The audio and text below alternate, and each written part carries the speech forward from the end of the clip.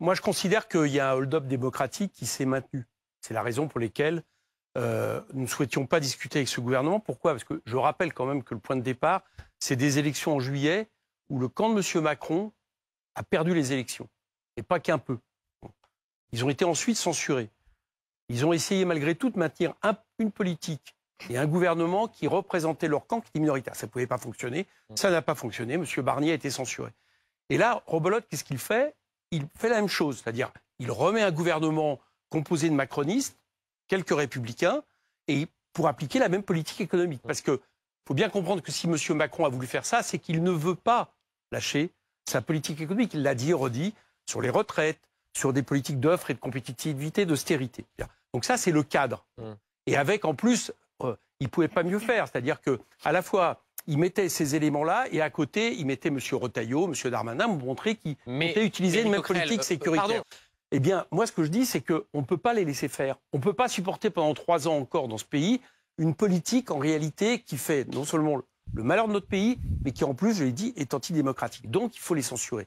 Et pour les censurer, il n'y a qu'un moyen. C'est qu'arithmétiquement, il faut qu'on soit suffisamment pour les censurer. Donc, ça équivaut déjà à ce que tout le NFP, à un moment donné, censure. Ça équivaut aussi, je le dis sans problème, à ce qu'à un moment donné, tous les opposants qui ont été élus pour s'opposer à ce gouvernement le censurent. Donc ça commence par le fait que le 16, on s'assure au moins, puisque le Rassemblement national, pour l'instant, a le projet de laisser ce gouvernement en vie. Ça consiste à faire qu'on soit tous ensemble. Tous ensemble pour censurer ce gouvernement.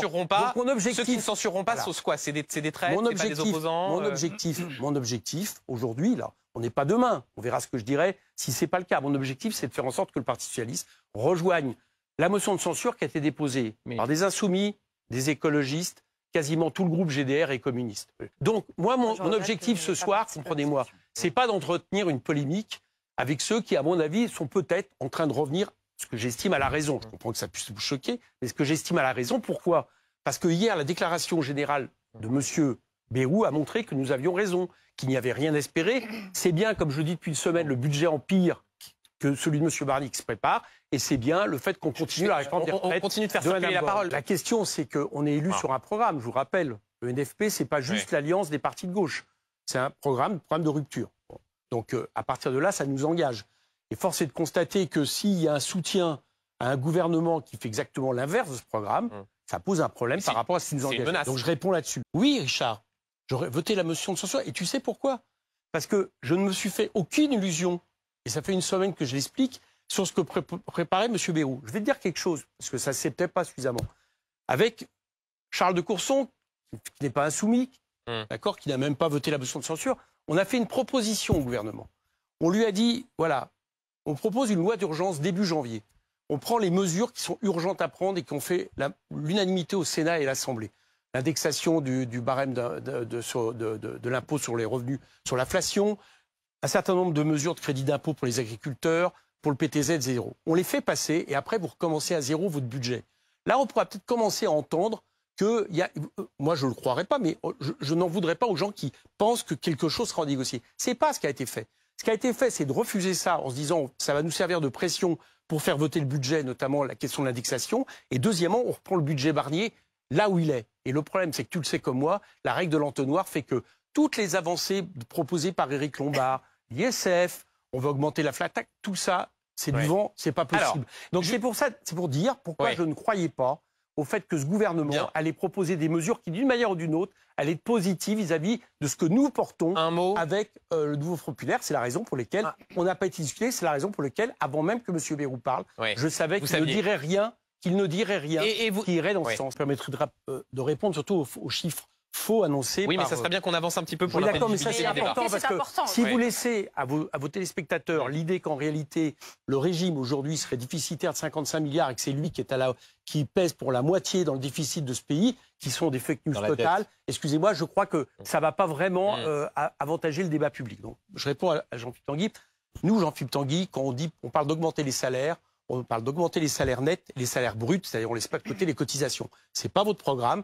Vous proposez d'augmenter les salaires en mettant de côté les cotisations. C'est la fin du système social. Et donc, de ce point de vue-là, à mon avis, il n'y a pas de leçon. Les salaires n'augmentent pas, M. Coquerel. Antoine Armand, vous faites référence au déficit, etc. C'est bien gentil. Bon, d'abord, une fois de plus, je l'ai dit. C'est très grave. Non, mais c'est très grave, mais vous savez comme moi que le déficit a explosé. Avec votre politique, cette année, vous n'aviez même pas réussi à le prévoir. 6,1% au lieu de 4,9% prévu fin 2024. C'est même pour ça qu'il y a une commission d'enquête. Et donc, votre déficit, il est d'abord aujourd'hui en raison de votre politique. Il est en raison de votre politique parce que chaque année, vous avez fait en sorte que les recettes du pays soient diminuées de 60 milliards d'euros qui vont très largement aux riches et très largement aux grandes entreprises. Vous avez appauvri l'État et vous nous faites payer les cadeaux aux rentiers et les cadeaux aux grandes entreprises. C'est ça le problème. Mais bien sûr, mais c'est ce que vous avez fait. Vous voulez que c'est vous qui donnez de nouveau les il n'y a aucun problème. Flat tax, ISF, vous avez, et là tout le monde peut regarder les statistiques de lycée, vous avez avantagé par vos 60 milliards. Pour une très grande partie, vous avez avantagé les plus riches. Et vous savez que depuis 2017 à aujourd'hui, les 500 personnes les plus riches de ce pays ont vu leur patrimoine doubler grâce à votre politique. Alors, et essentiellement, maintenant sur les retraites, je termine là-dessus. Puisqu'on va parler du budget sur les juste retraites, après. Il y a 6 milliards de déficit pour le corps cette année. Expliquer que les retraites, c'est à la moitié des milliards de déficit. Alors là, je viens d'expliquer que c'est surtout la baisse des recettes. Mais en plus de ça, c'est en réalité ajouter ce que l'État met comme surcotisation pour payer les retraites des fonctionnaires. Alors, donc c'est quelque chose qui n'est pas. Alors, messieurs, dames, je vous donne la parole. C'est quelque chose qui n'est pas réel. Qui considère sur ce plateau qu'il y a un problème de financement des retraites? De financement? De financement des retraites. Il n'y a pas un problème de dépenses, mais il y a un problème de recettes. Donc, qui considère qu'aujourd'hui, il y a des recettes supplémentaires à trouver. Par exemple, il y a des économistes qui vous font la proposition. Je vous en donne une. Vous augmentez de 0,15 points, 0,15 les cotisations pendant 7 ans. Vous équilibrez le régime des retraites. Absolument. Donc c'est la proposition de Michael Zemmour. Donc les gens, mais ça se discute, ça se discute. Vous trouvez, c'est intéressant, Mme Armand. Vous vous dites, travailler 2 ans de plus ou cotiser 0,15 points de plus. C'est des cotisations. Si les salariés, par exemple, au niveau de leur salaire différé, préfèrent payer 0,15 points de plus pendant 7 ans que de travailler 2 ans de plus, et souvent c'est pas travailler, d'ailleurs c'est au chômage et attendre la retraite pendant 2 ans, parce qu'il y a un travailleur sur 2 qui n'atteint pas l'âge de la retraite en train de travailler, on pourrait peut-être estimer, vous et moi, que c'est liberté à eux. Mais c'est ça le problème, c'est qu'on a un régime paritaire qui n'est plus un régime paritaire. 0,15 points, pour vous dire une idée, par exemple, vous étiez avec un gouvernement qui au départ comptait baisser les exonérations de 5 milliards. C'est beaucoup moins que les exonérations de 5 milliards. On ne peut pas faire payer les pauvres et les classes moyennes. Partons de ce qu'on peut faire.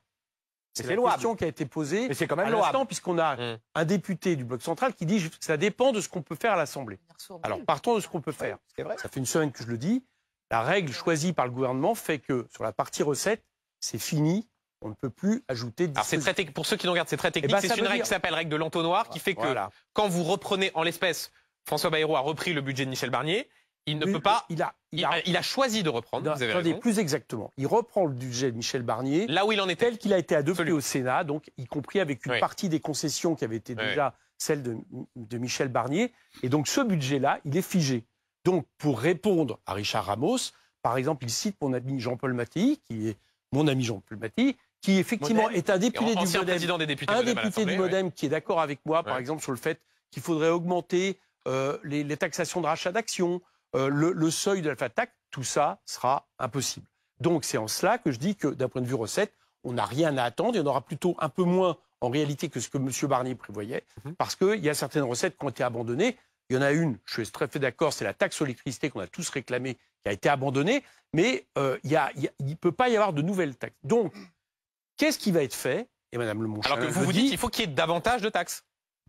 Moi, je suis, on l'a dit très clairement, nous, on est pour taxer tous ceux qui ont bénéficié de manière outrancière de la politique de M. Macron depuis 2017, donc notamment en rétablissant l'ISF, en faisant en sorte, à minima, d'augmenter le seuil de la flat tax pour revenir sur une partie des recettes qu'on a dilapidées, qui sont parties en dividendes, qui sont parties en accumulation de richesses. Bien, on ne peut pas le faire dans le budget. Donc, ce budget, d'un point de vue recette, il reste absolument imparfait.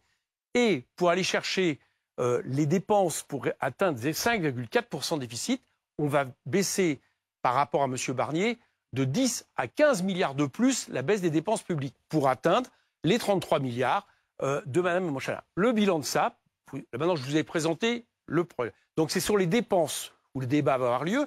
Il va avoir lieu au Sénat, donc inutile de vous dire que vu comment est composé le Sénat, vous n'allez pas avoir le résultat de l'Assemblée où on avait réussi justement à baisser, à faire en sorte de non seulement revenir sur cette baisse de dépenses, mais même faire des augmentations là où c'est nécessaire, par exemple sur la transition écologique, qui est une catastrophe au niveau de notre pays. Donc le budget tel qu'il va nous être présenté, je vous résume, moins de recettes, plus de baisse des dépenses publiques, donc encore plus de récession parce que c'est un effet récessif, et on ne répond ni à la question de la transition écologique, ni à la question de la relance de l'activité, justement, par le développement durable, etc., etc. Commençons par la fiscalité, vous venez d'évoquer, avec effectivement cette subtilité technique, qui fait d'ailleurs, Éric Coquerel, qu'aujourd'hui, Amélie de Montchalin, la ministre du Budget, propose qu'il y ait un nouveau texte pour pouvoir insérer un certain nombre de dispositions fiscales, puisque précisément dans le budget, il est difficile, compte tenu du principe de non-rétroactivité. Alors, je suis plus tout à fait sûr qu'elle le propose, je vais vous dire pourquoi. Vous voulez que je vous dise, je te donne une information. Le gouvernement vient de décider, alors ils avaient décidé de supprimer la taxe sur les hauts revenus, soi-disant pour un problème de rétroactivité, à mon avis, qui n'existe pas, parce qu'on peut faire un acompte. Et ils avaient décidé de la remplacer par une taxe sur le patrimoine. Cette taxe sur le patrimoine, je l'ai expliqué, elle ne peut pas être mise dans le PLF. Projet de loi de finances, le budget de l'État. Donc, éventuellement, il était question d'une loi par la suite.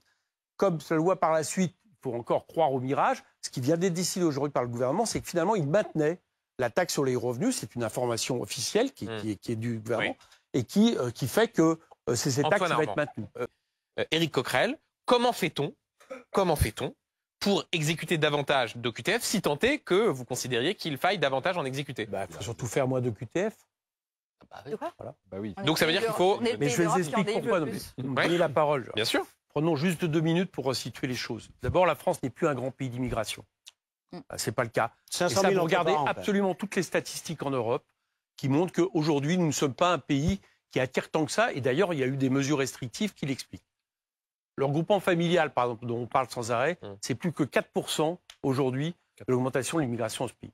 Donc statistiquement, c'est faux. Deuxièmement, il y a effectivement un nombre de travailleurs qui sont non régularisés, qui sont dans ce pays. Pourquoi? Tout simplement parce qu'en réalité, c'est ce qui a été dit tout à l'heure, on peut prendre par tous les bouts. Notre économie a besoin, en réalité, d'une immigration plus importante. Ce n'est pas la question que je vous posais, Éric. Oui, mais laissez-moi vous répondre sur le fond. Parce que notre économie a besoin d'une immigration comme elle a souvent toujours eu, et notamment dans la période, parce qu'il y a un certain nombre d'emplois qui sont déqualifiés, que pour des raisons notamment, j'allais dire, d'études, de formation, les personnes qui vivent en France depuis pas mal de temps ne font plus. Et donc, il y a des emplois qui sont disponibles. Et chacun le sait que ce sont des travailleurs aujourd'hui, notamment non régularisés. Je ne vois pas le rapport avec les OQTF. Je vais vous expliquer. Je vais vous expliquer pourquoi il y a trop d'OQTF. C'est que ces personnes-là, en fait, en réalité dont je parle, elles ont leur vie en France, elles payent des impôts, elles payent des cotisations, elles travaillent, elles sont en France depuis des années. Et qu'en réalité, et moi je vais vous dire concrètement ce qui se passe. Je vois en Seine-Saint-Denis, par exemple. Quand vous dites... S'il vous plaît, pas de débat parallèle. Vous dites, par exemple, Richard Amos, quelqu'un travaille depuis 10 ans dans ce pays, il a une famille, il paye des impôts, des cotisations, il n'a plus de vie ailleurs. S'il vous plaît. Les gens qui l'emploient ont envie de le garder et qu'il a un OQTF, vous savez ce qui se passe avec la préfecture? Je négocie effectivement. Cet OQTF se lève parce qu'il n'a aucune réalité. Donc je vais vous dire une chose. Vous parlez de sondage, vous pouvez regarder toutes les enquêtes d'opinion sérieuses. La question de l'immigration arrive très loin des préoccupations des Français. Mais une majorité de Français, dont votre électorat, sont favorables à des mesures de fermeté. Je vous explique simplement, il y a quelque chose qui se passe dans nos sociétés depuis quelques années, notamment avec la crise du capitalisme, et qui n'est pas nouveau, parce que dans les années 30, c'était pareil, et ce n'était pas la même immigration, mais n'empêche, l'extrême droite disait encore que c'était une immigration qui n'était pas assimilable. Regardez toutes les affiches. Il y a quelque chose qui est très net. C'est que quand vous avez une société qui est en système, à un moment donné, l'extrême droite, et ce que je regrette, c'est que ça déteint aujourd'hui, notamment dans les pouvoirs néolibéraux dans le monde, emprunte la question de servir de bouc émissaire de l'immigration pour faire des autres politiques. Ce qui va se passer, je vais vous dire, vous avez dit, M. Bayrou, finalement, Philippe Tanguy disait, il n'a pas dit grand-chose. Je fais remarquer qu'il s'est tourné vers vous, parce que vous avez posé cette question, et il a mis beaucoup de temps à vous rassurer. Alors moi, je vais vous dire ce que va faire ce gouvernement. Ce qui a été fait par le pouvoir macroniste avec toutes les lois qui ont été passées. S'il n'est pas censuré sur le budget, où il cherche du côté de la gauche de ne pas être censuré, l'année prochaine, ses majorités, il va les chercher avec M. Retailleau, avec l'extrême droite sur des lois sur l'immigration, lois sécuritaires, etc. Voilà le devenir du macronisme.